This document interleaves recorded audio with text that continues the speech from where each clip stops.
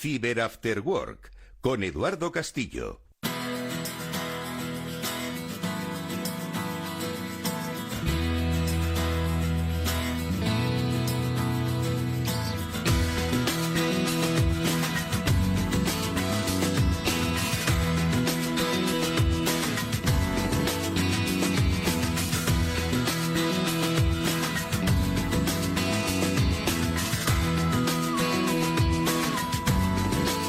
Ya sabéis, buenas tardes amigos y bienvenidos.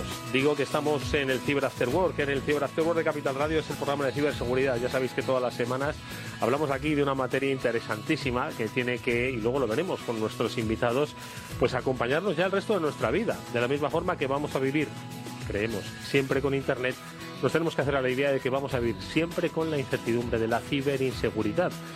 No va a haber un escenario de seguridad 100% y a eso nos tenemos que acostumbrar, pero bueno, con cultura, con herramientas y con concienciación, pues cada vez conducimos mejor, cada vez somos más prudentes, aunque todavía eso no impide que sigan, por desgracia, produciéndose los accidentes. Bueno, pues lo mismo va a suceder en el terreno de la ciberseguridad y lo analizaremos hoy, como siempre, pues no solo en función de las noticias que han tenido lugar, sino también por los escenarios que nos quedan de aquí a final de año, que como quien dice está el 2005 pues ya prácticamente repartido. Lo vamos a hacer como siempre de la mano de Pablo Sanemeterio y Mónica Valle, a los que ya paso a saludar. Pablo, ¿qué tal? Muy buenas tardes, ¿cómo estás? Muy buenas tardes, Eduardo. Pues aquí en un día más de ciberseguridad, como bien dices, nos va a acompañar ya el resto de nuestras vidas. Internet es algo que va a estar con nosotros el resto de la vida y pues oye, por suerte o por desgracia hay que tener en cuenta, y como bien decías, la analogía y el ejemplo que ponías del coche es muy bueno. Oye, pues hay que tener medidas de seguridad y medidas de protección y formación para conducir. Bueno, pues lo vamos a hacer también, por supuesto, con la ayuda de Mónica Valle. ¿Cómo estás, Mónica? Buenas tardes. ¿Qué tal? Bienvenida. Muy buenas tardes a todos. Pues efectivamente, el tema, uno de los temas de nuestros días que sin duda que hay que abordar y que, como hemos estado viendo a lo largo de estos años, ¿verdad? No es algo que solamente se hable en la radio, en las ondas, o que esté en los periódicos, en las noticias, o en la televisión, o en el propio Internet, sino que es algo que ya se habla en los bares, en la calle, en conversaciones, en cenas con amigos o con familiares, y eso es lo importante también, ¿verdad? Pues la verdad es que sin duda alguna es importante. Bueno, lo hablaremos, como digo, de este escenario que hemos vivido en los últimos 6 meses y de los próximos que están por llegar, con la ayuda de Hervé Lambert, que ya sabéis que en nuestro espacio seguro de Panda, pues él nos ayuda a dar buenos consejos desde la óptica, ¿no?, del trabajo diario que desarrollan en la compañía, y que, como digo, pues nos da buenas pistas, pues desde una óptica de usuario puro y duro a también una óptica de persona que trabajamos en empresas y en entornos empresariales. Bueno, pues de todo esto vamos a hablar a lo largo del programa, y por supuesto de muchas noticias. Analizaremos también otros escenarios interesantísimos que nos darán estas noticias que enseguida vamos a comentar. Y como decimos, este es nuestro Cyber After Work. Os invitamos a que pues vayáis tomando nota de algo que va a convivir con nosotros hasta el final de los días, que será dentro de mucho, pero hasta entonces vamos a tener que aprender. Venga, vamos con esas noticias.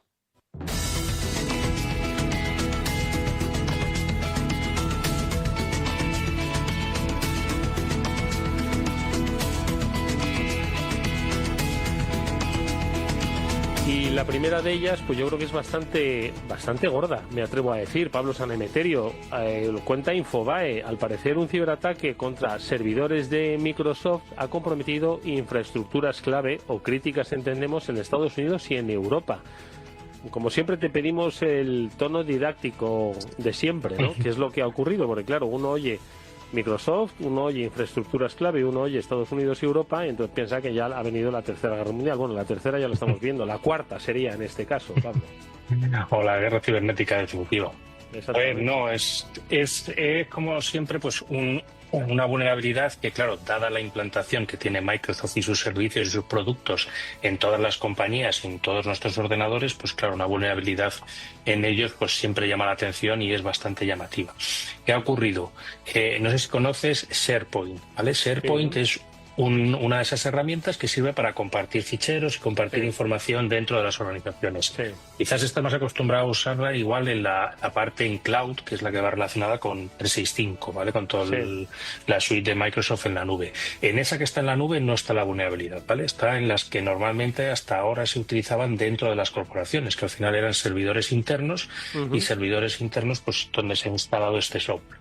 Se ha encontrado una vulnerabilidad que permite acceder a los ficheros y permite tomar control de los servidores de SharePoint. Entonces, ¿qué ocurre?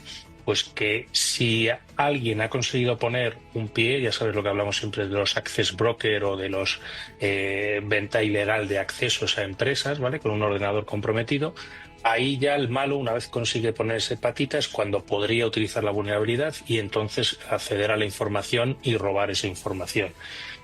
Lo otro también que puede ocurrir es que por una mala configuración o por motivo X, ese SharePoint interno esté expuesto a Internet, que es un poco lo que pasaba en WannaCry. WannaCry en general necesitaba ordenadores Windows que estuvieran cerca de él para poder atacarlo. Si estaba desde fuera de Internet y no habías expuesto nada, no te iba a afectar, pero si por lo que fuera estaba alguna patita conectada a Internet de una máquina, pues entonces es cuando se producía esa propagación del gusano. Pues aquí ocurre lo mismo. Si está contenido dentro de la empresa, pues mientras no tengan ningún acceso o no hayan accedido a tu red, estarás seguro. Si tienes la versión en cloud, estás seguro porque no tiene esta vulnerabilidad. Y si has expuesto el SharePoint o alguien ha comprado ese access broker, entonces es cuando has podido tener problema, pues como puede pasar con gobiernos, universidades y empresas estratégicas de Estados Unidos y de Europa. Mónica, ¿qué te parece? Porque, claro, esto nos hace pensar en lo que muchas veces hemos comentado, ¿no? Y es, bueno, esto que ha contado Pablo es tan específico, una vulnerabilidad donde además una empresa tenga que tener conectado ese SharePoint a Internet y entonces, bueno, pero entonces al final uno puede decir, bueno, es que esto es demasiado complejo para que a mí me pueda pasar. ¿Y qué ocurre? Que esto pasa porque hay una industria dedicada a buscar este tipo de cuestiones para sacar rendimiento. Fíjate, estaba pensando que en el plano legal de la vida, ¿no? Hay industrias pues que se dedican a rastrear el BOE, las subvenciones, ¿no? Pues para, oye, ofrecer a las empresas, oye, ¿quieres concurrir a esta subvención? ¿No? Y entonces de repente pues uno no sabe qué hay en el otro lado del mal, ¿no? Bueno, en el otro lado del bien, que es el lado del mal, una industria del cibercrimen que está pues también activamente buscando este tipo de cuestiones en las que va a sacar dinero, ¿no? Aparte de lo que es la propia vulnerabilidad a la que ha hecho referencia Pablo. Sí, absolutamente.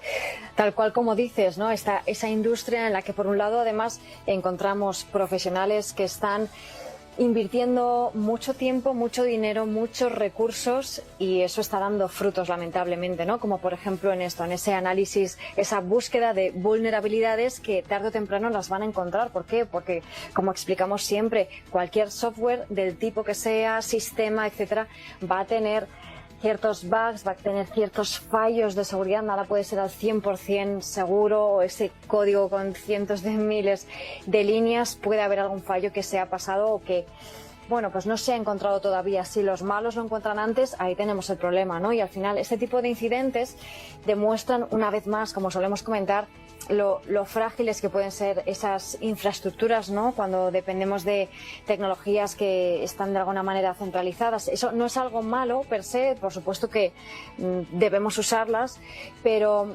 también la lección, ¿no? De que no basta con aplicar a veces parches, ¿no? Necesitamos esos procesos integrales que hablamos siempre de respuesta, de dar más recursos para detectar esas vulnerabilidades antes de que lo hagan esas partes tan profesionalizadas que hablábamos, ¿no? De ese proceso que es continuo y que requiere constantemente esa inversión, esa coordinación y no solamente esos parches de manera reactiva, ¿no? Pero también, como decías, Edu, pues no es fácil, es muy complejo, efectivamente. Pablo. No, y además, como decías, es complejo. Tú puedes pensar, bueno, yo lo tengo local y esto nunca se ha expuesto a Internet. ¿Sabes qué pasa? Que luego no es raro que un buen día alguien quería compartir un fichero con alguien de fuera, no lo podían hacer, lo estuvieran buscando de mil maneras y al final optaron por la vía de publicarlo a Internet para que accedió, lo consiguieron resolver, pero nunca se dieron cuenta de eliminar eso que habían puesto para ese caso concreto que les apretaba o esa cosa que necesitaban muy urgente porque había que presentar una oferta o cualquier cosa así. Entonces ahí es donde es importante también todas las tareas de análisis de superficie de exposición, de supervisar qué partes de tu infraestructura están expuestas a Internet, porque es algo que va variando ante las circunstancias o por motivos X, y es muy importante pues que esos accesos, esos permisos que se han concedido temporalmente, se verifique que realmente se han dejado de tener y han dejado de estar expuestas. Entonces, pues es una cosa más a revisar. Bueno, pues una noticia más, porque yo me quiero reservar dos para luego un poco nuestra parte de análisis, que es la relativa, voy a dar ya una pista, ¿no? A que el primer virus informático, nada menos que tiene 55 años. O sea, esto no nace en la era digital, nace en la era de la información, ¿no? El mundo de la seguridad, precisamente, o de la inseguridad, ¿no? Lo que pasa es que va evolucionando, y que sepas que el primer virus de aquellos primeros ordenadores, que metías un disco más grande, más pequeño, pues ya se veía un poco la forma de generarle un problema, ¿no?, a ese manejo de la información, y además siempre se obtenía algún tipo de beneficio. Es decir, que esto no lo hemos inventado ni mucho menos nosotros, sino que ya viene de lejos. Bueno, pues luego, si queréis, hablamos de ese aniversario, 55 años nada menos, de un virus informático, que ya nos contará Mónica si se creó por error o se creó de manera intencionada, pero bueno, insisto, lo dejamos para luego. Una más, que también dice mucho de que, bueno, pues tenemos que ir avanzando un poco en materia de regulación, en materia de educación y en un marco de desarrollo, pues de los ciberincidentes, sobre todo de las responsabilidades, porque publica La Voz de Asturias, Mónica, pues que Unicaja tiene que devolver 18.000 euros a un asturiano. Bueno, un asturiano, lo cuenta La Voz de Asturias, obviamente, a una persona. Entendemos que es un asturiano, sí.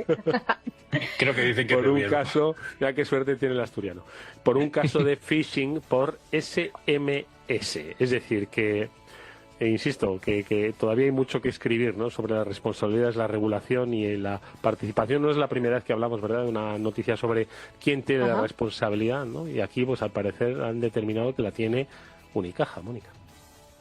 Claro, esto no es la primera vez que ocurre, pero es verdad que de vez en cuando nos gusta comentarlo porque es otra cara de la moneda, ¿no? Siempre estamos hablando de esa responsabilidad compartida, que es así entre, por ejemplo, en el caso de un incidente en una empresa, el usuario tiene responsabilidad, pero también la empresa para la que trabaja, que tendría a lo mejor que haber hecho una labor de concienciación, de cultura, por supuesto de poner los medios y los recursos necesarios, las herramientas de ciberseguridad, etcétera, ¿no? Al final también de nuevo entramos en un terreno con muchas aristas. Y en este caso, pues como sabemos, el sector bancario es uno de los principales sectores en cuanto a estafas se refiere, y al final los usuarios somos los estafados, ¿no?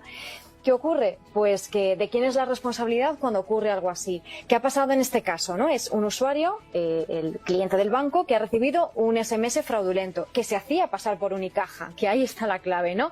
Y estaba vinculado ese SMS a un supuesto acceso no utilizado. Al acceder a ese enlace, facilitar las credenciales, pues los ciberdelincuentes lo que hicieron fue obtener esos datos, porque estaba claro que eso era un phishing, pero ese usuario no se había dado cuenta porque estaba muy bien hecho, y esos ciberdelincuentes realizaron unas transferencias no autorizadas a cuentas ajenas. ¿Por qué en este caso la Audiencia Provincial de Oviedo le ha dado la razón al usuario, al cliente, y no al banco? Porque ha dicho que el banco tiene una responsabilidad por falta de medidas y responsabiliza al banco por no proteger adecuadamente el proceso de autogestión, y por tanto le condena a restituir el dinero. Y se suma a otras similares, como digo, porque ya ha pasado en otros sitios en España. ¿Qué opináis? Pablo. Pues a ver, es un caso muy interesante, y esto es otro debate también que tenemos que tener y que, pues desafortunadamente, va a haber que analizar caso a caso, ¿vale? Porque no todos los casos son iguales, por suerte o por desgracia. Hay casos en los cuales son los propios usuarios los que hacen las transferencias, pero este no es el caso. En este caso mandaron un SMS que se coló en la lista normal de SMS del banco, ¿vale? Que lo hemos hablado varias veces ya desde hace varios años, que esto puede ocurrir, que en la lista de SMS donde normalmente tienes las comunicaciones con tu banco te cuelen un SMS fraudulento. con ese mensaje de, oye, estás viendo un login sospechoso, conéctate aquí, el usuario clicó y a partir de ahí los malos consiguieron establecer un segundo teléfono dentro de su plataforma, empezaron a hacer transferencias a cuentas poco habituales, con conceptos raros, etcétera, e incluso fallando muchas veces en las transferencias. Hubo 5 transferencias, por lo que leo la noticia, correctas y 3 o 4 fallidas en un breve espacio de tiempo. Entonces aquí es un poco donde el juez le está achacando al banco que no han tenido las medidas de protección adecuadas, que el cliente también avisó, se trató de poner en contacto con el banco para que, pues oye, que había un comportamiento extraño. La persona también puso la denuncia relativamente rápido. Entonces hay todo un conjunto de causas que de alguna forma le pueden eximir de la culpa a este usuario y obligar al banco a que reingrese el dinero de este usuario. Entonces, bueno, es un caso concreto en el que, como siempre decimos, hay que analizar bien los casos porque el fraude está en todas partes y hay veces incluso, pues oye, que no es como en este caso que le han sustraído el dinero a los malos, sino que hay veces que los propios usuarios hacen fraudes y demás. Entonces, hay que tenerlo claro y analizarlo caso a caso. Bueno, pues también reflexión sobre, obviamente, los bancos, ¿no? El sector financiero, lo hemos contado muchas veces en el programa, pues son de los sectores que tradicionalmente han tenido siempre un mayor desarrollo protocolo, ¿no? De la securización de la información por la sensibilidad, ¿no? De los datos que manejan y también por su propio negocio. Pero ahora tienen que descender al nivel, vamos a llamarlo así, oficina, ¿no? Y no solo, por supuesto, hacer labores de concienciación, porque a mí de mi banco me llegan muchos correos, ¿no? O informaciones que me dicen, ten cuidado con las ciberestafas, es decir, están haciendo una cultura de ciberseguridad, pero quizás hay que bajar al terreno oficina y entender que si hay movimientos relativamente anómalos, ¿no? Pues que haya sensibilidad por parte de trabajadores del banco para que entiendan que lo hacen, pero que entiendan a todos los niveles, a todos los niveles. Estamos hablando de Asturias, imagínate de una sucursal. Bueno, pues si tenemos que irnos a Asturias a una sucursal, pues tenemos que tener, no sé qué os parece rápidamente, Mónica, que haya pues ese nivel de cultura de ciberseguridad también en los empleados de banca, que tengan esa sensibilidad para detectar ellos lo que potencialmente puede ser un fraude. Sí, por supuesto. Además es que, bueno, el sector, el ámbito financiero, desde luego que es uno de los más maduros en términos de ciberseguridad a todos los niveles. Primero porque ellos son los primeros interesados desde hace muchísimos años que están haciendo esos deberes en términos de ciberseguridad, pero también porque hay muchas normativas desde hace también muchos años que no solamente establecen que deben cumplir como requisitos mínimos en términos de herramientas, sistemas, estrategias de ciberseguridad, de protección de los datos, etcétera, sino también incluso se habla de esa formación y concienciación al personal. Y efectivamente, estamos recibiendo también desde hace quizás unos 2 o 3 años, sobre todo, por parte de las entidades financieras, de bancos, pues distintas formaciones, muchas veces a través del email, y recibimos, oye, ¿sabes qué es esto del phishing? ¿Sabes qué es el ransomware? Como esa pequeña labor de concienciación a los clientes, pero a sus propios usuarios internos, que son sus empleados, también lo tienen que hacer, primero porque es algo que es más que necesario debido al entorno en el que se encuentran, y segundo porque esas normativas, pues por ejemplo DORA, por supuesto NIS2, la PSD2, incluyen dentro de esos requisitos la formación y concienciación al personal. Por tanto, desde luego, Edu, es fundamental. Bueno. y cada vez lo será más. Pues nosotros encantados de ayudarles en esa formación, que nos sintonicen o les enviamos nuestros podcasts, que aquí no solo nosotros, sino quienes nos acompañan cada semana les dan esa cultura financiera. Hoy nos acompaña nuevamente Hervé Lambert en nuestro espacio Seguro Panda. Enseguida les saludamos. Con él vamos a hacer balance de lo que llevamos de 2025, que parece que son que se van concentrando por actividad, yo creo que 3 años equivalentes a los 6 meses que llevamos ya. Venga, vamos a saludarles en nuestro espacio Seguro Panda. Espacio Seguro. Todo lo que debes saber para que tu día a día en Internet sea más seguro. De la mano de Panda Security.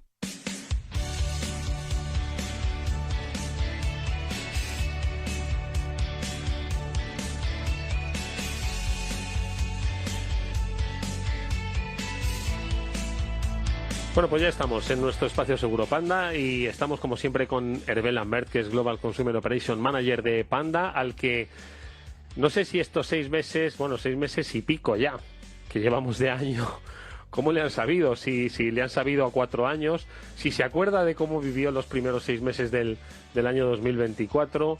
Bueno, siempre es bueno hacer un balance porque ellos en Panda monitorizan, ¿no?, la propia actividad, su propio desarrollo, qué es lo que está ocurriendo. Yo creo que es bueno, antes de irnos de verano y siempre, por supuesto, hacer luego las recomendaciones pertinentes, preguntarle a Hervé que qué tal, que cómo lo ha vivido. Yo le veo con muy buen aspecto. Hervé, ¿cómo estás? Muy buenas tardes. Muy buenas tardes, Edu. Oye, ya estamos, como digo, en el Ecuador del año. Pediros a todos, se lo pido a Hervé o a Pablo o a Mónica, es imposible que recuerden qué comentábamos el año pasado sobre estas fechas, porque ni me acuerdo. Seguro que algo de inteligencia artificial, pero es que ni me acuerdo. El caso es que hemos vivido 6 meses de intensidad, lo habéis vivido desde Panda, y yo no sé si puedes hacernos, pues eso, un pequeño balance de lo que vimos desde principios de año hasta hoy, que nos situamos pues en este escenario de amenazas, Hervé. Pues como bien comentas, es un buen momento para hacer ese balance provisional. De lo más relevante en materia de ciberseguridad desde la perspectiva de Panda. Bueno, ahora WatchGuard, tras nuestra integración al grupo WatchGuard. El caso es que pues 2025 ha sido un año, 6 meses, mejor dicho, muy largos.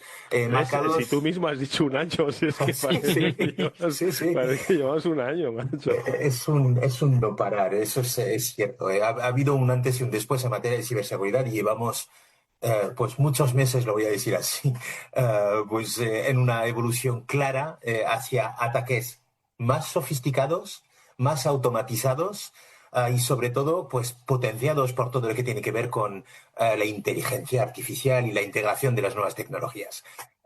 Y no estamos hablando de ciencia ficción, estamos hablando de cosas que pasan hoy en día. La inteligencia artificial generativa pues le permite perfeccionar las técnicas de phishing, técnicas de suplantación de identidad, manipulación de datos. Hemos visto que las herramientas de inteligencia artificial se están empleando para crear deepfakes extremadamente realistas, por supuesto, y que engañan o que han engañado incluso a empleados formados, técnicos y personas de puestos muy importantes en grandes empresas. Está claro que estamos viendo que hay una democratización del cibercrimen.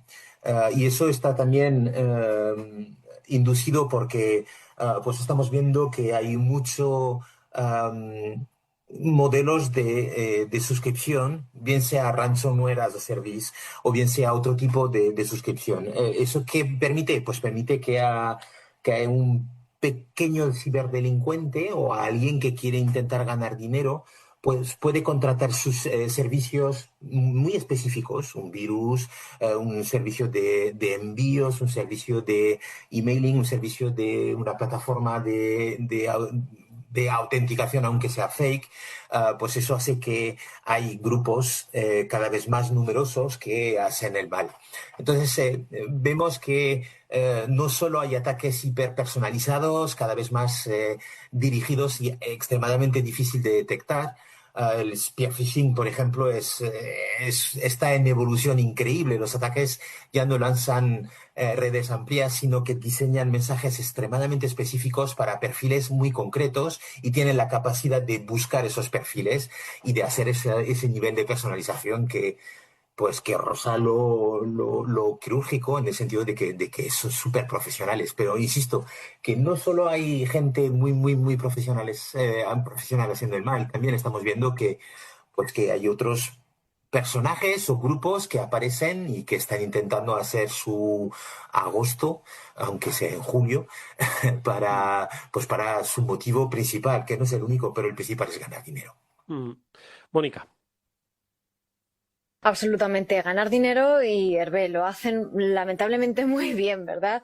Y es que yo también estoy de acuerdo que ha sido un medio año muy intenso, ¿no? Y desde luego que en estos meses hemos estado hablando de muchos temas. Hemos hablado, por supuesto, de inteligencia artificial, de datos, de muchas estafas, de distintos tipos de ciberataques. Son muchos temas que están afectando a usuarios, a ciudadanos, a empresas, ¿no? Y de alguna manera, Hervé, nos tenemos que hacer a la idea de que esto va a ser así, es decir, que tenemos que estar siempre pendientes de poder ser una víctima de una ciberestafa. Y me explico, ¿no? Yo creo que vivimos un poco en la era de las redes sociales, de Netflix, de que todo pues podemos simplemente pagar una suscripción y ya está, nos lo dan hecho, ¿no? Pero nos cuesta todo lo que sea trabajar un poquito, es decir, ser conscientes de que también tenemos que, oye, ese SMS lo tenemos que revisar, cuidado con ese correo electrónico, es decir, es que es trabajo, es que es esfuerzo y nos da un poco de pereza. Ojalá pudiésemos pagarlo y que nos lo hiciesen todo hecho, ¿verdad? Pero no podemos. ¿Cómo podemos acostumbrarnos y aceptar que esto va a ser así probablemente por muchos años, Hervé? Primero estoy completamente de acuerdo contigo, Mónica. Lo que estás describiendo refleja una realidad incómoda, pero inevitable. La ciberseguridad ya no es una crisis puntual, ya no es una moda, es un estado permanente. Vivimos, y da igual que seamos personas, pequeñas empresas, grandes entornos corporativos, incluso administraciones, en un entorno donde la tecnología es completamente transversal, y por tanto, pues también lo son los riesgos asociados a ella. Y como bien apuntamos, todavía hay una gran resistencia cultural a asumir esa nueva normalidad. Primero porque tenemos también ese halo psicológico de esto no lo conozco, no lo controlo y me da mucho miedo, o sencillamente porque somos unos dejados. El caso es que el cibercrimen no es una moda, no es un problema puntual, es un fenómeno estructural. Pues es el fenómeno estructural de la era digital. Y cuesta aceptar que protegerse ya no es opcional, es necesario, pero no es solo tecnología o integrar tecnología o tener un antivirus. Hay que incorporar hábitos de higiene digital constantes y permanentes. Pensemos cómo vivimos hoy, móviles con nuestras finanzas, hogares conectados, niños accediendo a Internet desde edades súper tempranas. Cada vez más tempranas, sí.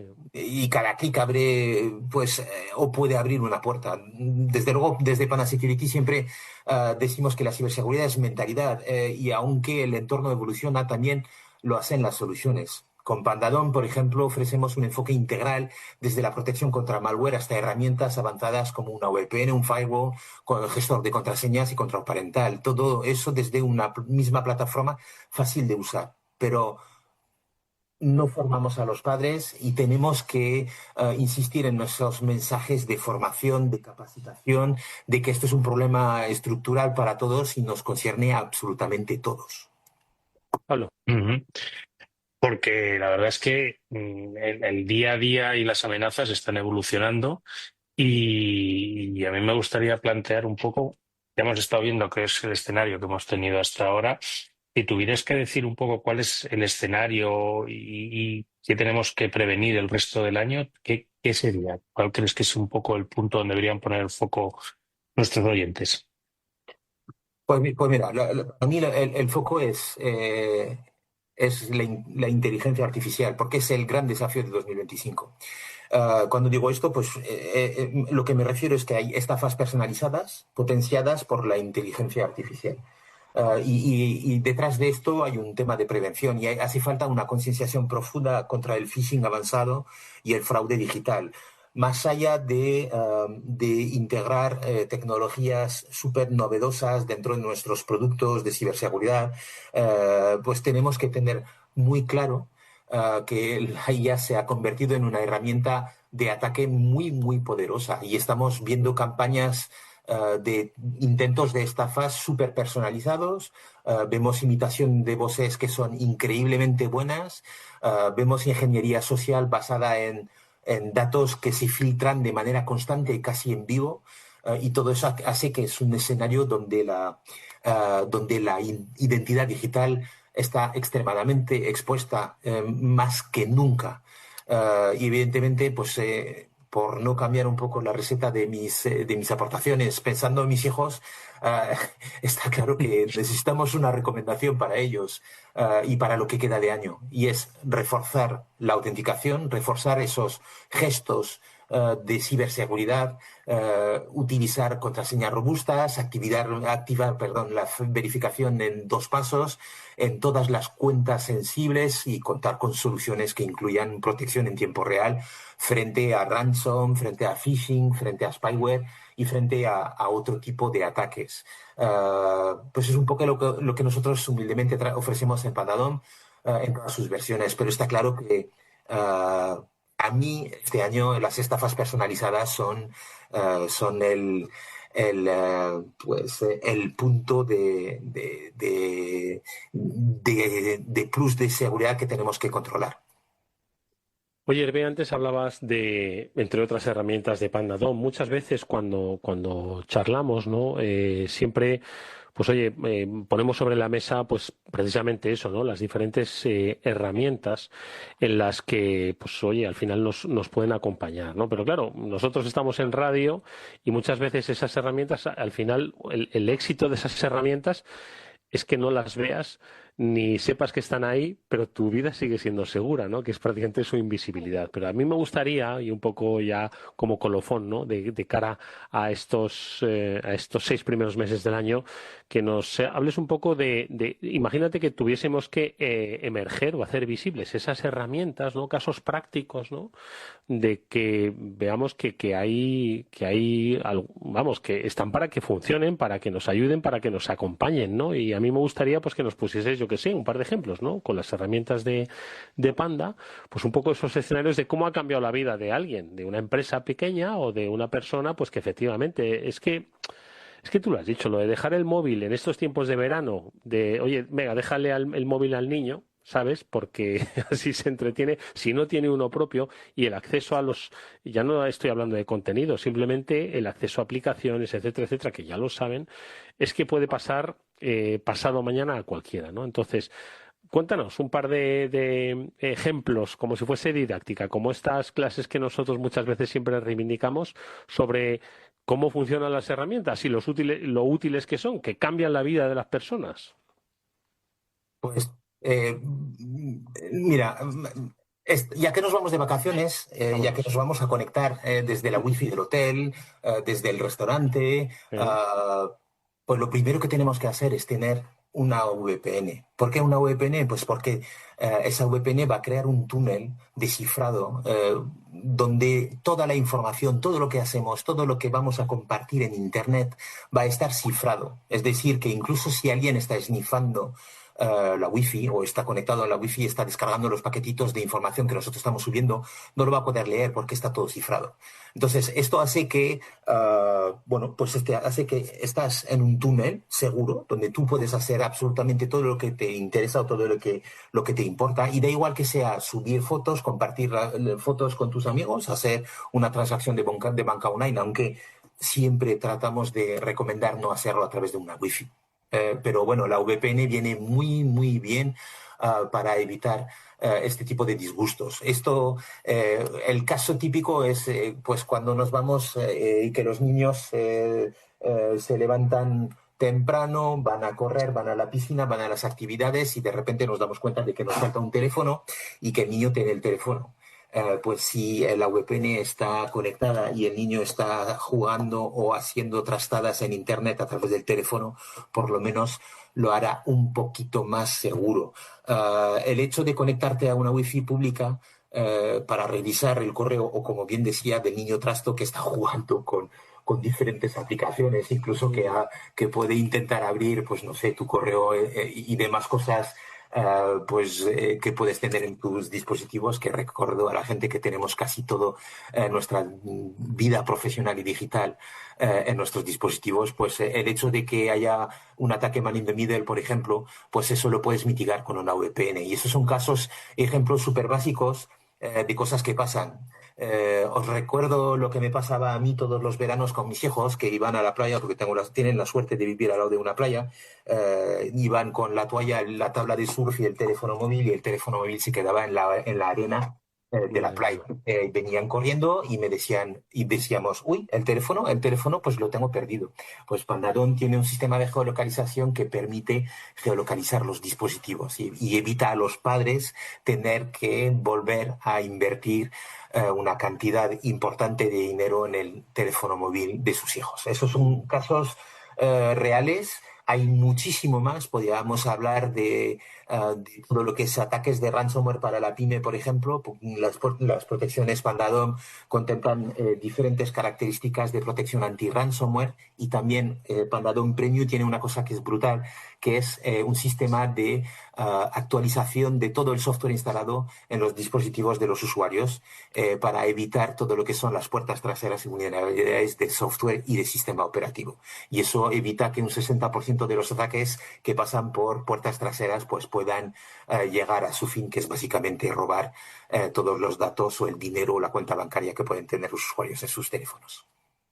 Fíjate, Pablo, esto último que nos propone Hervé, ¿eh? Qué maravilla que se actualice todo tu software sin que tú tengas que hacer nada, que es principalmente pues el gran desafío, ¿verdad?, que tenemos en empresas, que tenemos los ciudadanos, ¿verdad? Y lo hemos comentado, yo creo, desde el primer programa que hicimos. Ya te digo, ¿cuántas empresas o cuántos responsables de seguridad no estarían encantados de que esa tarea ya se hiciera de manera automática y nadie pueda estar ahí congelándola y bloqueándotela pues meses, que luego es donde vienen los problemas? O sea, hemos estado hablando antes de uno de los primeros virus y también hemos estado hablando del tema del SharePoint. Es que WannaCry tuvo el impacto que tuvo porque ya tenía el parche lanzado 3 meses antes, porque muchas empresas no habían actualizado. Entonces, bueno. Fíjate que me da la sensación que todo esto que nos ha descrito Hervé, que es un escenario perfectamente cotidiano de nuestro día a día, va a ir cambiando. No me refiero al escenario, vamos a seguir siendo cada uno de los que ha descrito Hervé en esos escenarios. Pero sí que vamos a ser conscientes, de la misma forma que antes pensábamos que cómo íbamos a pagar por tener plataformas de vídeo, pues para ver contenidos bajo demanda, y hemos cambiado la forma en la que consumimos lo audiovisual. Creo que en el terreno de la ciberseguridad, y tal y como nos ha contado Hervé, vamos a naturalizar, contratar los servicios para securizar todos nuestros entornos, que son, como veis, de un escenario perfectamente cotidiano en más de uno, con su particularidad, pero que yo creo que nos podemos sentir identificados todos con esos ejemplos que ha puesto Hervé. Así que, pues nada, es una cuestión de que sigamos haciendo didáctica, pero fíjate, Hervé, que lo veo más cerca que lejos, esta estandarización, que ya seamos conscientes de que vamos a poder pagar por esto. Sí, ojalá sea así y ojalá esto vaya de la mano con la prevención, porque al final el eslabón más débil seguimos siendo las personas. Y digo seguimos porque todos somos humanos y todos cometemos errores. Entonces, solo con entrenamiento, concienciación, cultura de la desconfianza inteligente y tecnología y uso de tecnología, pues podremos tener un entorno digital un poco más blindado, completo, y sobre todo disfrutar de las vacaciones sin tener muchos disgustos. Bueno, pues lo que vamos a hacer nosotros es eso, disfrutar de las vacaciones, o por lo menos decirle a Hervé que las disfrute, que se las tiene bien merecidas, porque es cierto que en agosto no la cosa no para, pero el programa sí que parará, o por lo menos podremos escuchar algunos de los grandes momentos vividos, pero en septiembre volvemos y todavía va a quedar mucho año y estará con nosotros Hervé Lambert para poder darnos buenos consejos y fomentar esa cultura de ciberseguridad a través de Panda, a través de WatchWord, como siempre hace cada vez que coge nuestra llamada. Hervé, que muchísimas gracias, que un fuerte abrazo, que se paguen ya ellos el móvil y las tablas de surf, ¿de acuerdo? Ojalá sea así, ojalá sea así. Y que nos vemos a la vuelta. Un fuerte abrazo. Buen verano, que lo disfrutéis. Adiós. Chao.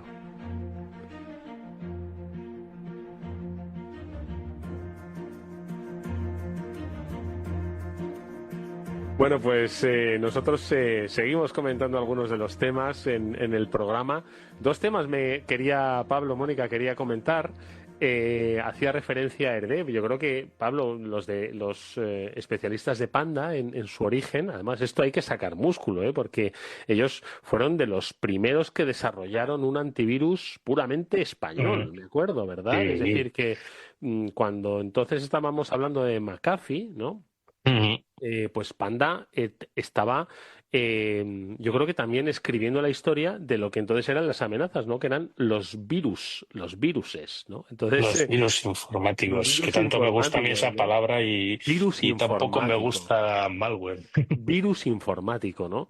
Bueno, pues el virus informático tiene 55 palos, nada menos, Mónica.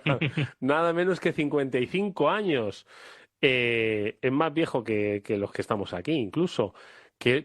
¿Cómo nace? ¿Cómo nace? No por mucho. No por mucho, no, todavía queda, todavía Estamos ahí. queda.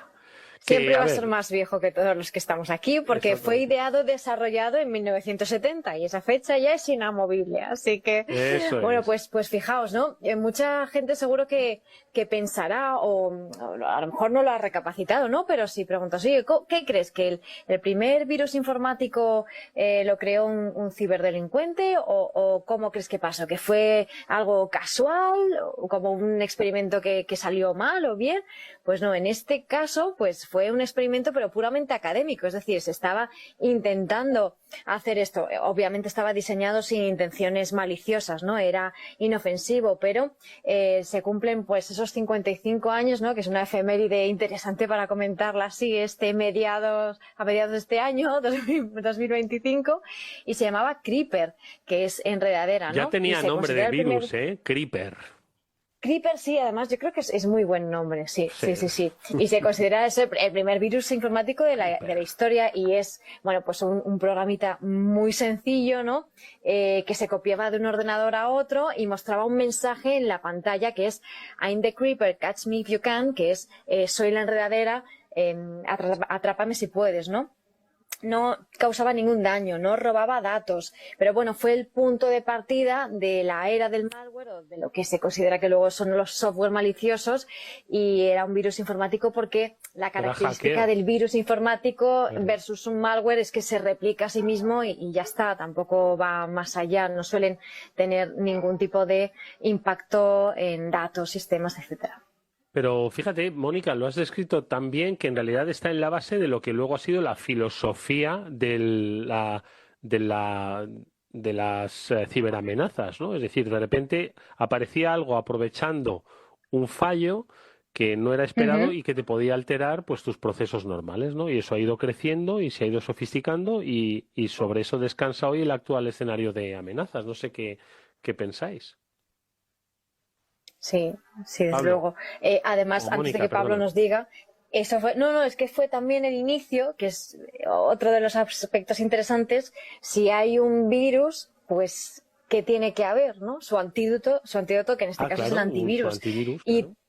para eliminar Creeper, pues nada, al año siguiente, a los 2 años, otro ingeniero, porque estos son ingenieros los que lo desarrollaban, desarrolló el antivirus que se llamaba Reaper, que Reaper es, ahora no me sale la palabra, pero pues esto que para cortar los setos. Pegadora.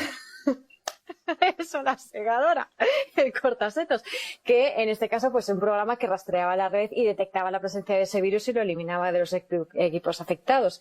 Pablo, tú seguro que lo explicas mucho mejor técnicamente como lo No, hacía.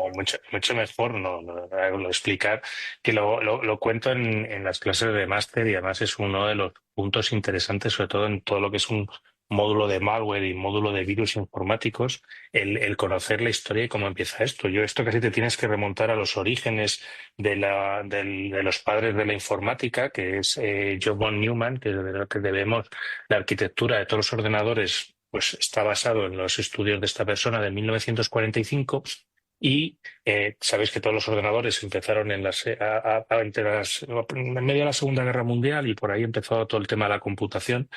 Y esta persona, John von Neumann, lo que planteaba poco después de haber hecho la arquitectura, esto fue en 1945, hizo un paper en el que hablaba de la posibilidad de códigos que se replicaran en otros programas, que es un poco la base de cualquier virus informático y la base de cualquier infección, conseguir que desde fuera de un ordenador tú puedas introducir un código y se ejecute ese código y es la parte de la infección, que al final me gusta mucho la parte de virus virus informático, porque replica lo que es el funcionamiento de un virus normal biológico también, que busca el punto de penetrar en una célula y replicarse.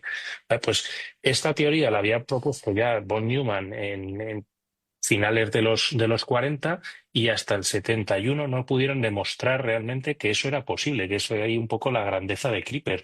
Fue el primer virus o el primer programa que demostraba que era posible la autorreplicación de códigos fuera de lo que era normal de la programación. Y como bien decías, a partir de ahí nació el antivirus y en este caso no tenía ningún comportamiento malicioso porque era eso, simplemente la prueba de concepto dentro de la parte más académica de que eso podía pasar. Y estamos hablando también en los orígenes incluso de Internet. Esto ocurría dentro de ARPANET, ¿vale? Que era pues el primer ejercicio, el primer embrión de lo que luego fue Internet, y ahí había 10, 12, 15 ordenadores. O sea, estamos hablando de una cantidad de ordenadores para lo que tenemos hoy en día en Internet ridícula. Y como también, pues oye, hay casos posteriores en 1988 donde ya empieza a haber el gusano Morris que empieza ya a así tener impacto económico y de ahí, bueno, pues cuando van poco a poco progresando, tenemos casos muy conocidos como I Love You, Sasser, Cluster y el último WannaCry, que son los ejemplos clásicos de cómo un software puede infectar a otro software y empezar a replicarse infectando ordenadores.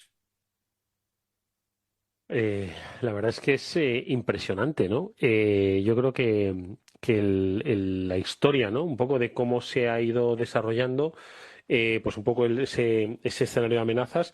Yo no sé si hoy estas historias que contáis ya las va a hacer una inteligencia artificial, ya va a desarrollar esa nueva amenaza, esa búsqueda de la vulnerabilidad, las va a hacer una inteligencia artificial, o todavía en las universidades y en los departamentos de ingeniería informática va a haber todavía un desarrollo intelectual y de innovación en el mundo de la ciberseguridad. ¿Qué pensáis? Pues Sí, es muy dale, interesante. Mónica. Pablo. No, dale. Yo creo que es muy interesante y creo que, o sea, yo adelanto esto y dejo que Mónica hable. Yo creo que esto va a estar todo a día de hoy, no va a haber nada que no haga una inteligencia artificial. Directamente, ¿no? Así de tajante.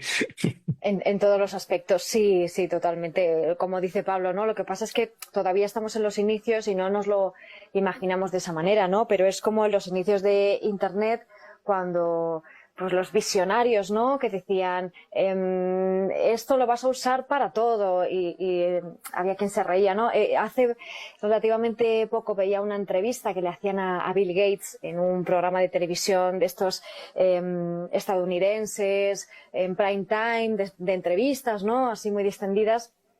Estaban hablando de los inicios de los ordenadores, ¿no? Y entonces le preguntaba al entrevistador, pero ¿tú qué piensas? ¿Que vamos a utilizar un ordenador todos los días? ¿Para qué lo necesito si tenemos calculadoras? No necesito un ordenador con una calculadora.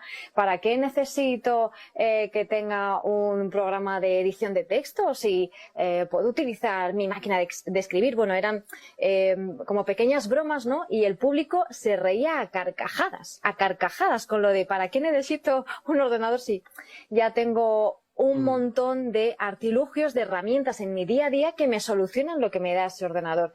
Y claro, Bill Gates le miraba y le decía, sí, ya verás que yo me voy a hacer multimillonario porque yo tengo la visión de que vais a utilizar un ordenador, pero vamos, hasta el final de vuestros días, ¿no? Y mucho más, que lo vamos a seguir usando. Y la inteligencia artificial va a pasar lo mismo, va a estar poquito a poco en todos los aspectos, en el ámbito académico, sin duda, pero no la herramienta principal, sino la herramienta que apoya el resto de acciones, ¿no? Por ejemplo, pues en ese ámbito académico, yo como investigadora tengo una misión, tengo algo que estoy investigando, desarrollando, y la IA me va a ayudar y me va a apoyar, no va a ser, digamos, la que lidere esos proyectos, ¿no? A priori eso es lo que se plantea ahora, ya veremos. Oye, pues no sé, Pablo, si quieres hacer algún desarrollo o te formulo nada, nos quedan apenas 4 minutos.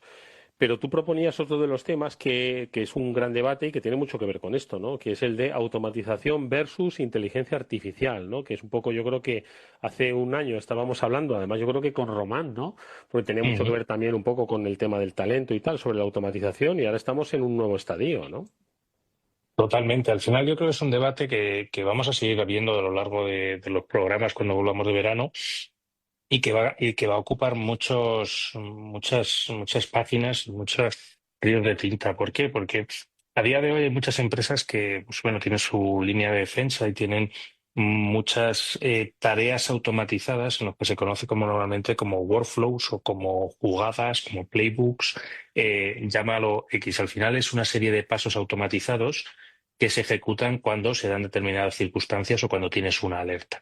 Entonces, todos estos flujos, sí es cierto que igual en algunos casos se han desmadrado mucho, igual alguna empresa tiene miles de playbooks y quizás tiene más sentido una simplificación de los mismos.